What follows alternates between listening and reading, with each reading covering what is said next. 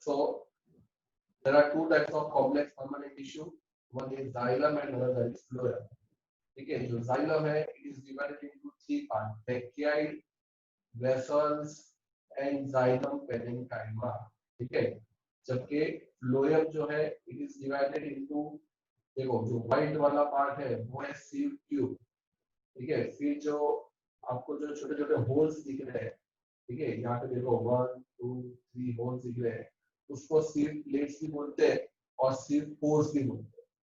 फिर जो ग्रीन वाला पार्ट है वो फ्लोएम पेरेन्काइमा है, और ये वाला जो लॉन्जिट्यूडनल सेल्स है, लंबे लंबे सेल्स है, वो है कंपेनियंस है. ओके, तो जाइलम एंड फ्लोएम का फंक्शन क्या है? सबसे पहले what are the function of xylem and phloem? तो जाइलम एंड फ्लोएम क्या करते हैं? तो जाइलम क्या करता है? जाइलम जो है, जाइलम जाइलम जो है वो करता है ट्रांसपोर्ट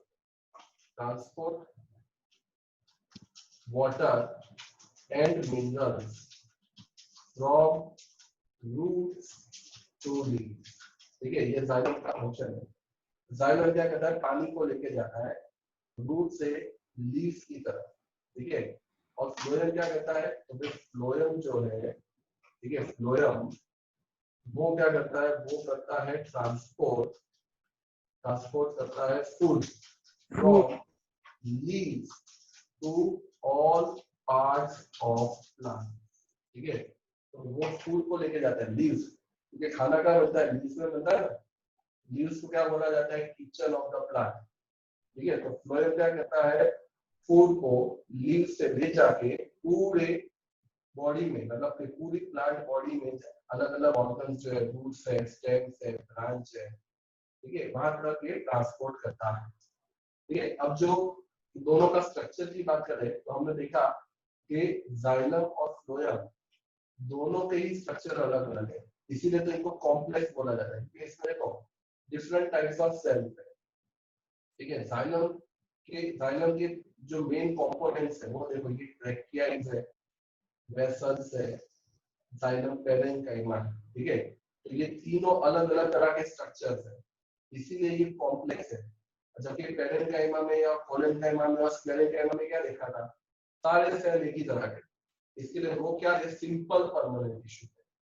जबकि ये क्या है? कॉम्प्लेक्स का मतलब क्या होता है? कॉम्प्लिकेटेड. ठीक है, क्योंकि इसमें देखो अलग अलग तरह के स्ट्रक्चर है, ब्रैकियाइड अलग है, वेसल अलग है, पेरेन्काइमा अलग है.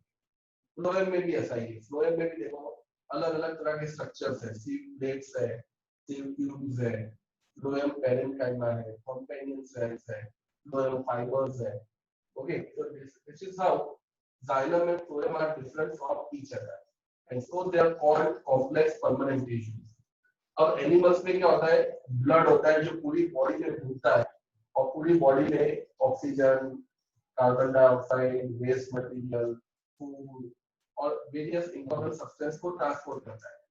लेकिन प्लांट में ऐसा कोई लिक्विड नहीं है, ऐसा कोई ब्लड जैसी कोई चीज नहीं है. तो प्लांट में जो ट्रांसपोर्टेशन करता है वो होता है ये जाइलम एंड फ्लोएम. इसीलिए इसको कहा जाता है कॉम्प्लेक्स परमानेंट टिश्यू. ठीक है, this is a complex permanent tissue, और वो ट्रांसपोर्ट करता है वेरियस सब्सटेंस को from one part two the another part. ठीक है, तो चलो अब हम जरा देखते हैं. मैं ट्राई करता हूँ आपको एक वीडियो देखिए, मुझे पता नहीं कि वो नहीं चलेगी. एक मिनट.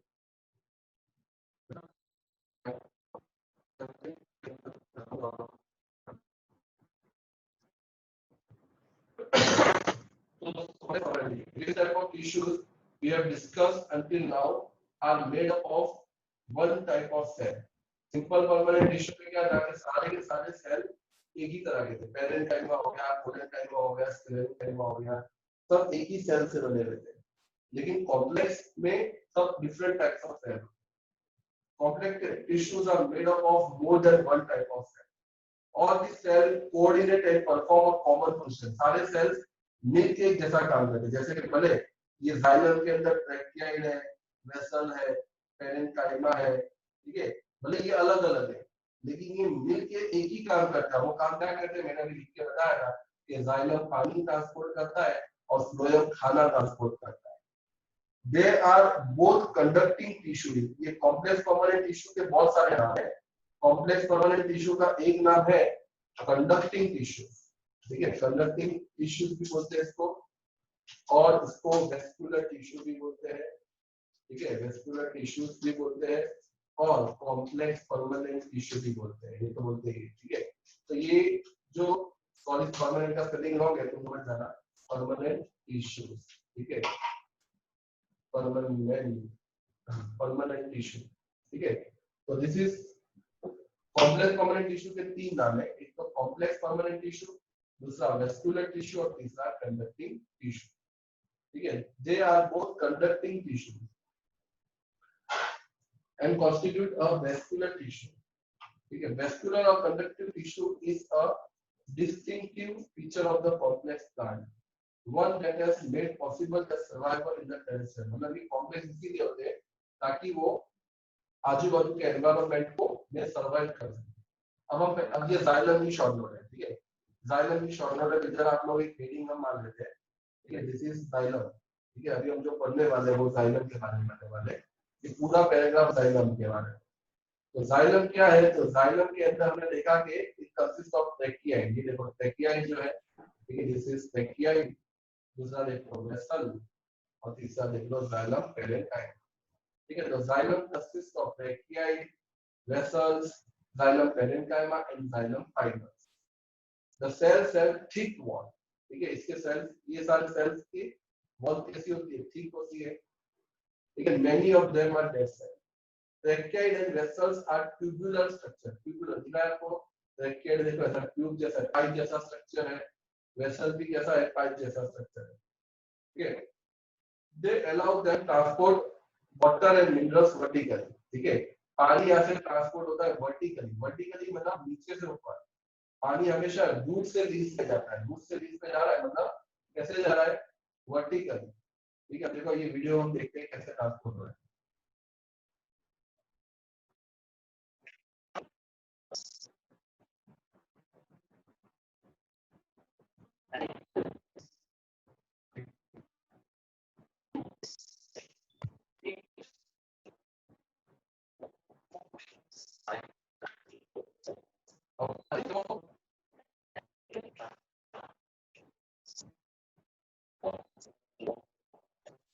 सर आवाज कट कट के आ रही है।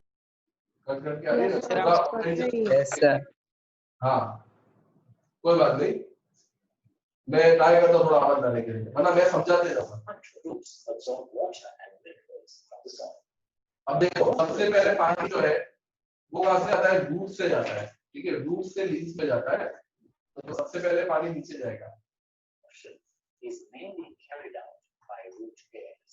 ठीक है। देखो रूट हेड्स, ये रूट हेड्स दिख रहे हैं सबको, रूट हेड्स, रूट के बाल दिख रहे हैं सबको, दिख रहे कि नहीं दिख रहे,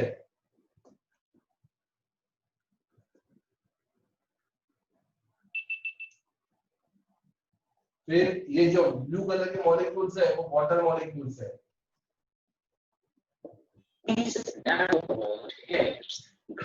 सर वीडियो मेरे में तो नहीं दिख रहा। यस सर, मेरे में भी नहीं दिख रहा। सर मेरे में भी नहीं दिख रहा। यस सर मेरे में भी नहीं दिख रहा। अच्छा 2 मिनट, एक minute,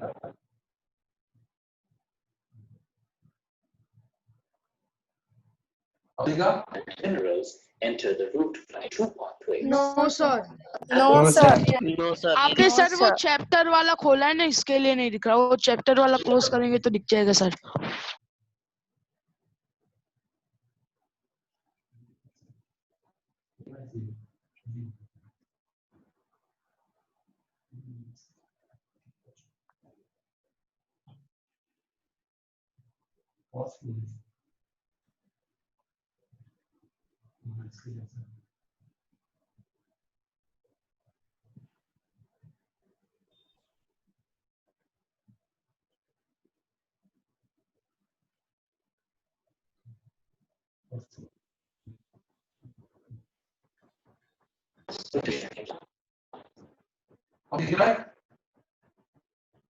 yes yes sir. Sir, yes sir.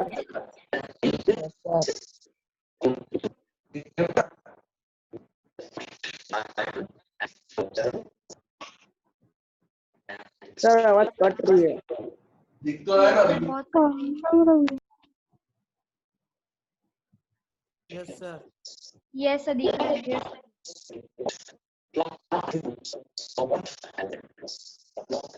Plant roots क्या करते हैं? वाटर और मिनरल्स को एब्सॉर्ब करते हैं, और ये वाटर और मिनरल्स थे ऊपर तक जाएगा, लीव्स तक जाएगा। देखना कैसे जाएगा? Water absorption is mainly carried out by root hairs. ठीक है, देखो ये रूट है, सबको रूट है दिख रहे हैं? रूट है।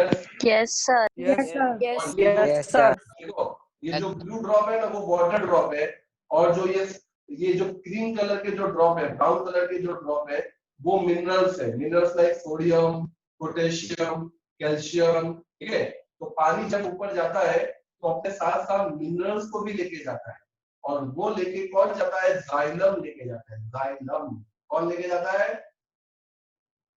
Xylem. Xylem. Nanohole hairs greatly increase the area over which water absorption can take place. Water and minerals enter the root by two pathways: apoplastic pathway and symplastic pathway. If water and minerals move from cell to cell through spaces between the cell walls, then it is known as apoplastic pathway. In symplastic pathway, the water and minerals move across the cytoplasm and finally reaches the xylem.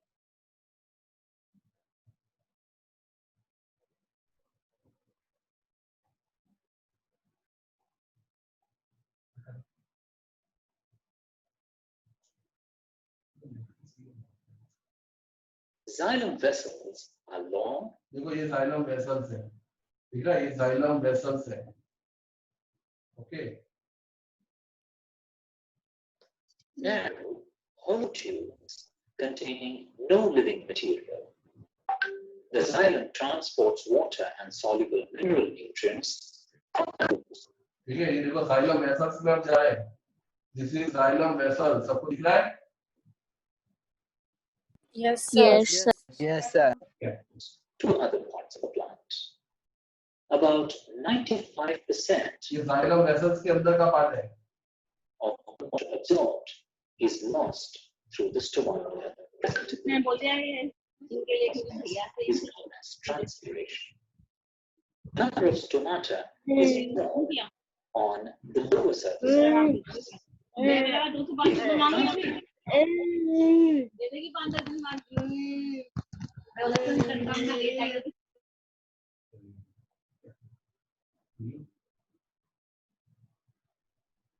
Transpiration happens throughout the day, then there will be a great loss of water. This is controlled by the stomatal opening and closing mechanism. देखो मैंने stomata के बारे में बताया था, ये stomata है, और ये जो आपको जो बटन जैसे दिख रहे हैं, ये गार्ड सेल है।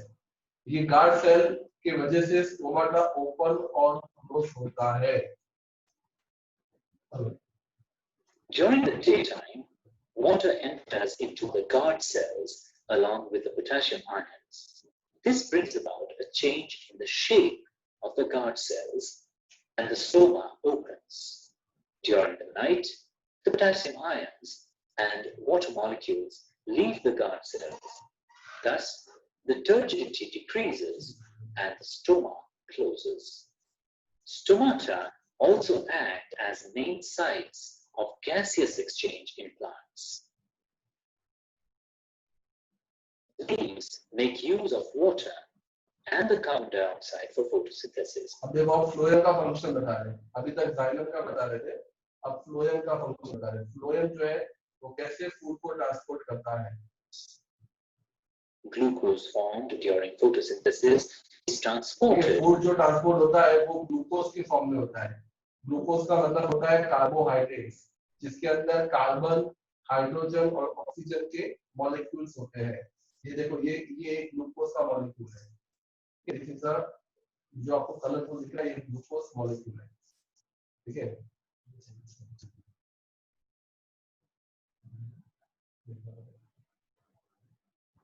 to other parts of the body through phloem cells.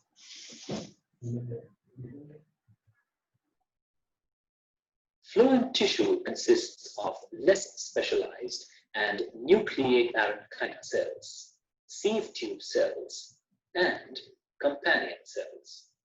Transport of food in phloem can be up or down. ये जो है ना वो फूड ट्रांसपोर्ट हो रहा है, ये जाइलम कर रहा है, ब्लू वाला जो है वो जाइलम है, और जो ये ग्रीन जैसा जो स्ट्रक्चर है वो फ्लोएम का काम है. On the stem to reach all parts of the plant. Hence, the transportation in plants is the function of xylem.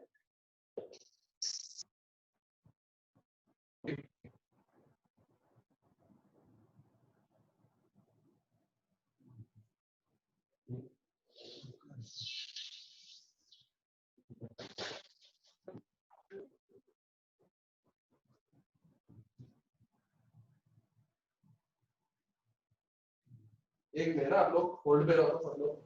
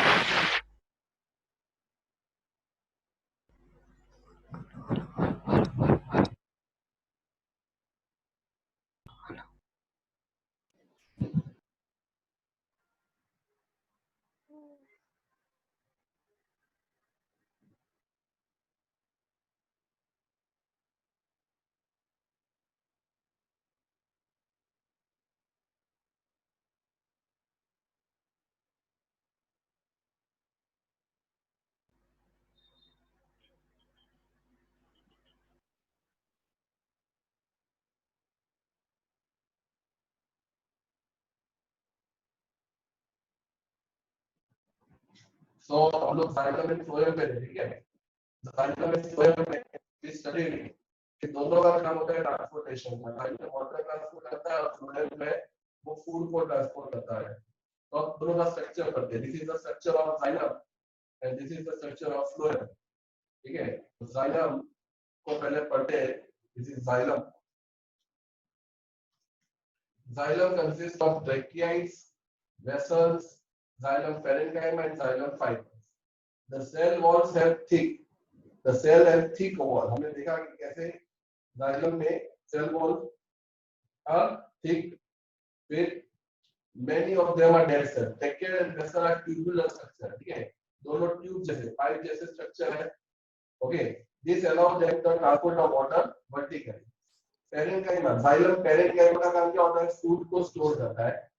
The xylem parenchyma store food with the help of fibrate conduction. Fibers are mainly supporting in function. ये fibre support देता है. Xylem के चार component है. ट्रैकियोइड, vessel. ट्रैकियोइड और vessel जो है वो वाटर को ट्रांसपोर्ट करते हैं. जाइलम पेरेन्काइमा फूड को स्टोर करता है और फाइबर्स क्या करता है? सपोर्ट देता है. वैसे ही फ्लोएम है. ठीक है, ये जो शॉर्टकट है वो फ्लोएम. जो फ्लोएम है स्ट्रक्चर नहीं दिख रहा है. Yes, sir. हाँ सर. सर हमें भी नहीं. सर नहीं दिख रहा. दिख नहीं रहा है. दिख नहीं रहा है सर. दिख रहा है सर. दिख तो रहा है. सर नहीं दिख रहा है. हमें नहीं दिख रहा है सर. नहीं दिख रहा है. नहीं दिख रहा है सर. नहीं हाँ, दिख रहा है सर. इधर मेरे को तो लिखा हुआ है ना, योर स्क्रीन शेयरिंग करके। रुको मैं स्टॉप करके ऑफिस से करता हूँ। अब दिख रहा है? रुको रुको, दिख रहा है अभी? Yes, sir. Yes, sir. Sir हाँ सर दिख रहा है। ओके, अभी देखा। तो जाइलम जो है वो हमने देख लिया। फ्लोएम जो है उसके अंदर 4 सेल है, सिर्फ tube, companion cell, phloem fibres and phloem parenchyma. ठीक है, सिर्फ tube are tubular cell with perforated wall. Perforated wall का मतलब क्या होता है? वॉल्स हैविंग पोर, पोर मतलब कांटे, होल्स। ठीक है, तो सिर्फ ट्यूब के अंदर आप देख सकते हो ये सिर्फ ट्यूब है और ऊपर देखो होल्स है। ये ग्रीन कलर जो दिख रहे हैं वो होल्स है, जिसको क्या बोला जाता है? सिव प्लेट भी बोलते हैं या सिव पोर्स भी बोलते हैं।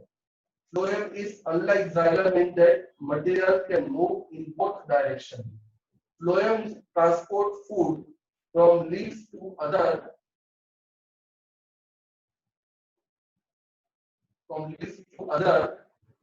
Part of the plant. ठीक है, जाइलम जैसे पानी को ट्रांसपोर्ट करता है, फ्लोएम जो है वो वाटर फूड को ट्रांसपोर्ट करता है। एंड फ्लोएम फाइबर्स डेड होता है, सब लिविंग है। ठीक है, मतलब इसमें जो फ्लोएम फाइबर्स है वो डेड होते हैं, बाकी sieve plate, sieve tube, parenchyma, companion cell all are living. ठीक है, तो here we complete with the permanent tissue. Plant tissue यहाँ पे खत्म होता है। ठीक है, सबसे इंपॉर्टेंट यहाँ पे जाइलम एंड फ्लोएम है। ठीक है, 3 मार्क का क्वेश्चन आ सकता है, right the shortcut of xylem. तो ये पूरा पैराग्राफ जाइलम का है और ये पूरा पैराग्राफ फ्लोएम का है। ठीक है, very important, complex permanent tissue. अब बात करते हैं एनिमल टिश्यू की। एक बार आप लोग प्लांट टिश्यू को रीड कर लो, अगर प्लांट टिश्यू में कुछ डाउट है तो उसको अभी सॉल्व कर लेते हैं, फिर हमारा आधा चैप्टर खत्म हो जाएगा और फिर हमारा एक लास्ट टॉपिक रहेगा एनिमल टिश्यू। तो सब लोग एक बार प्लांट टिश्यू के जितने भी पेजेस है उसको एक बार देख लो, फिर हम एनिमल टिश्यू स्टार्ट करते हैं। सर सर हाँ बोलो। सर ये जाइलम फाइबर्स और फ्लोएम फाइबर्स का काम क्या है? जाइलम फाइबर जो है वो सपोर्ट करता है प्लांट को, और जाइलम पैरेंकाइमा जो है वो फूड स्टोर करता है, और ट्रैकेड और वेसल्स जो है वो ट्रांसपोर्टेशन में वाटर को ट्रांसपोर्ट करते हैं। Sir xylem phloem fibres dead होते हैं तो फिर वो वर्क कैसे करते हैं? डेड होते हैं इसके लिए खाली सपोर्ट देते हैं। डेड होगा तो हार्ड हो जाएगा ना, डेड होता है तो क्या होगा? yes, hard sir. हो जाएगा। तो हार्डनेस से क्या होता है? प्लांट को एक सपोर्ट मिलता है। Okay, thank you sir.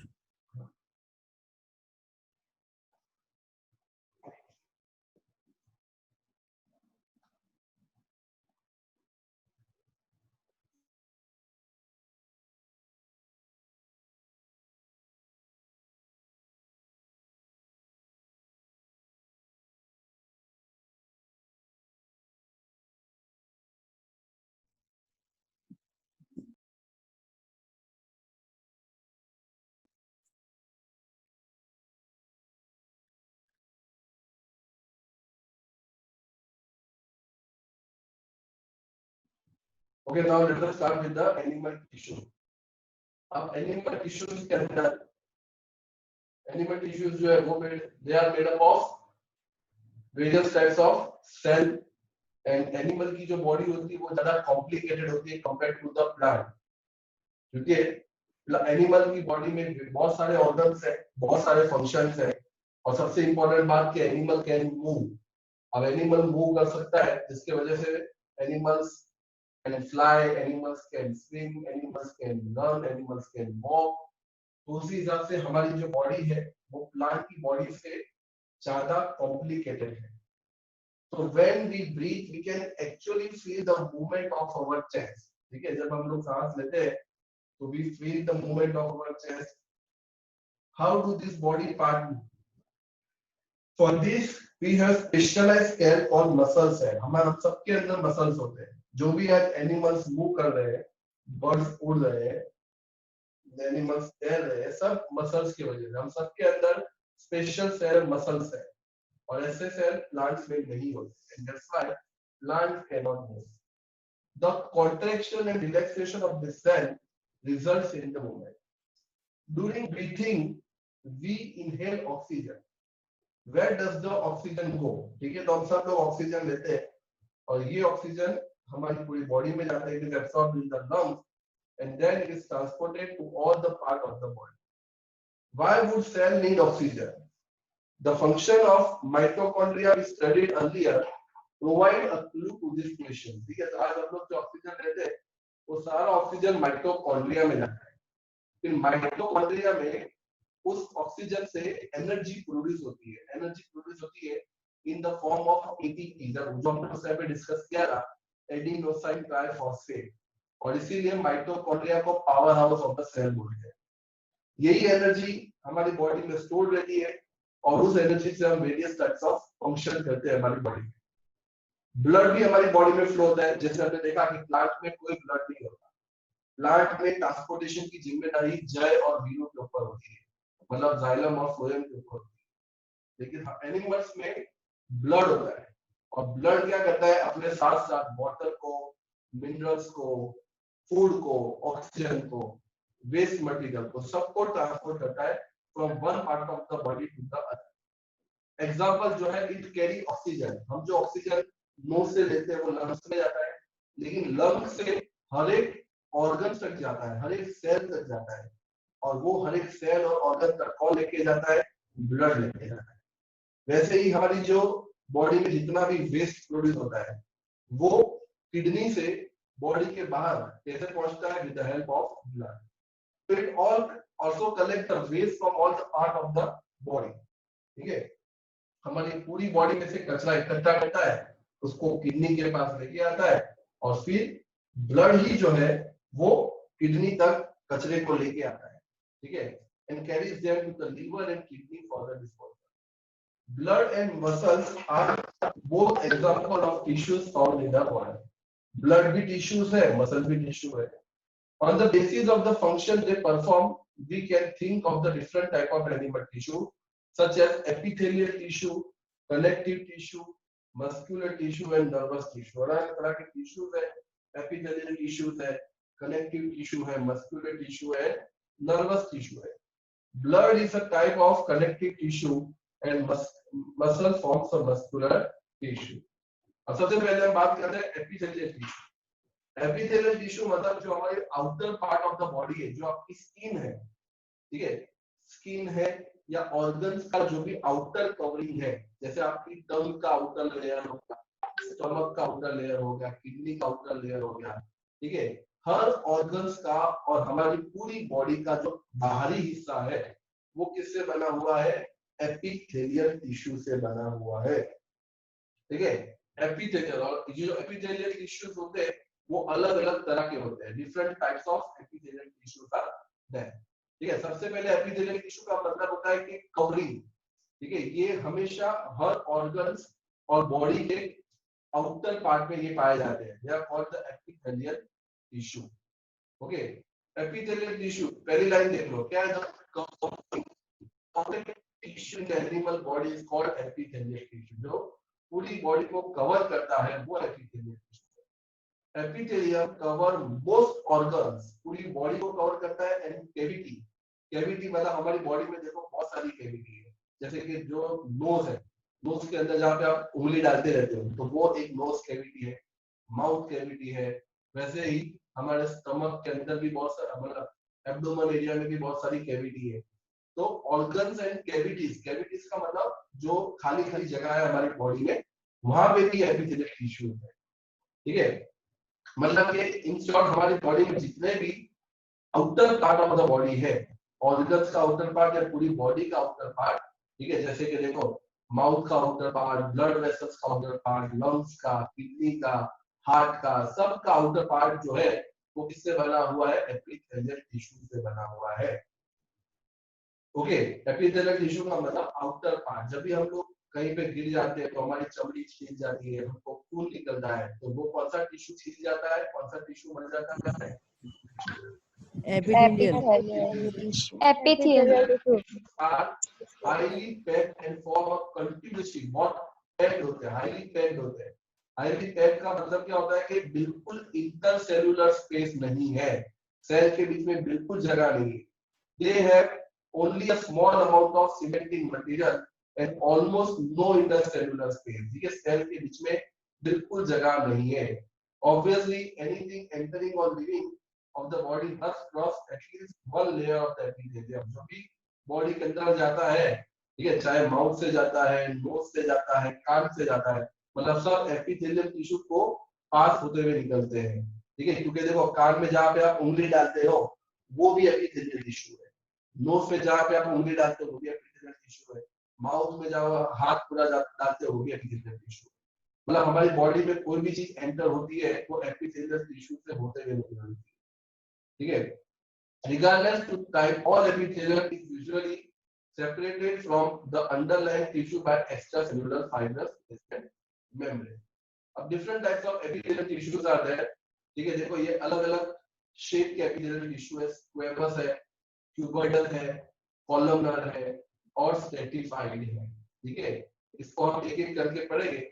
आज हम यहाँ तक ही करते हैं, फिर थर्सडे को हम पूरा epithelial tissue खत्म कर देंगे और कनेक्टिव टिश्यू भी खत्म कर देंगे, ठीक है। आज हम इतना ही करते हैं। Okay okay sir. किसी को डाउट है? डाउट है anybody? Any doubt in epithelial okay sir. tissue? Okay sir. ठीक है sir. Complete with the lecture. Sir हां बोलो। Bye sir. सर हां तो बोलो। सीमेंटिंग मतलब सीमेंटिंग मतलब सेल के बीच में जो जगह होती है ना उसको बोलते हैं, Yes. सीमेंटिंग मटेरियल होता है। सीमेंटिंग मटेरियल मतलब दो सेल को जोड़ने वाला जो मटेरियल है।